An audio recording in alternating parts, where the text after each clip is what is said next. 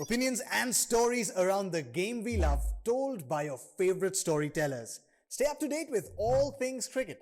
Subscribe to Cricbuzz's YouTube channel and press that bell icon now. Those last 2 wickets, Bumrah was key. I think the way he performed at the back end there, to knock over Van der Dussen, who looked like he was stuck in and going to be around for tomorrow morning, and then to clean up the night watchman as well, really put a damper on the day for South Africa. Dean tried hard, he fought hard for his 52. And at that stage, South Africa probably thought, you never know. You never know. We come back tomorrow. We get a bit of a partnership going. I mean, there's no doubt. India have led from the front. They've held all the cards for the whole test match. And they should go on to win. But South Africa were just looking to try and see where there was a possibility. And that man, Bumrah, the injury, we thought, well, you never know. We've seen the end of him for this test match. No, not to be. He bounced back in some spectacular fashion. Polly, I've always seen this about Bumrah. When the captain wants him the most, he finds a way to stand up. Just that ball to Van der Dussen, pitching it literally on the 6th or probably 7th stump. You can't even say it was a bad leave. It was too, in all honesty, as a batter, you would expect to leave that ball, considering his top ball is the outswinger. But obviously, we all know he can bring the ball back in as well. But from that spot in the wicket, come and hit the top of the stump.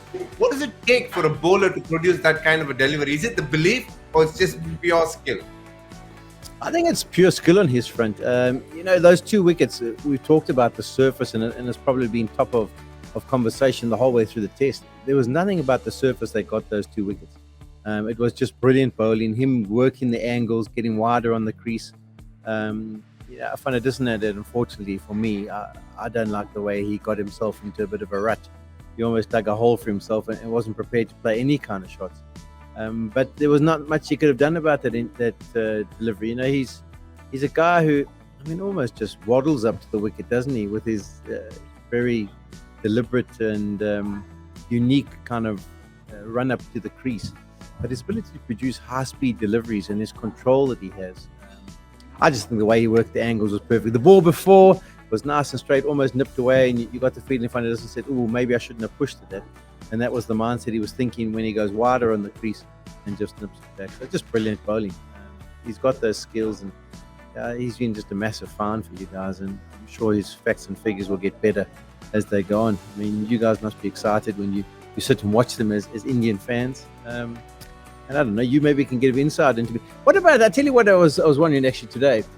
When he takes his arm up before the delivery, he's like almost in line with the off stump. And then by the time he's bowled, he's almost in the perpendicular. As a batter, do you find that you have to be conscious about how you set yourself up? Because, someone like a Brett Lee was up here and bowl from here. He's up here and bowl from there. So you almost have to be clever about what angle he comes from. Absolutely. I think you're very, very correct there. The usual, when you, over a period of time as a batter, when you keep playing guys with normal actions, it's very different. But, the Malingas, the Bumrahs, what they bring to the table is a completely different release point. So the way you look at the release is very different as a batter to what it would be when you play an orthodox action bowler. Like when, a great example is you.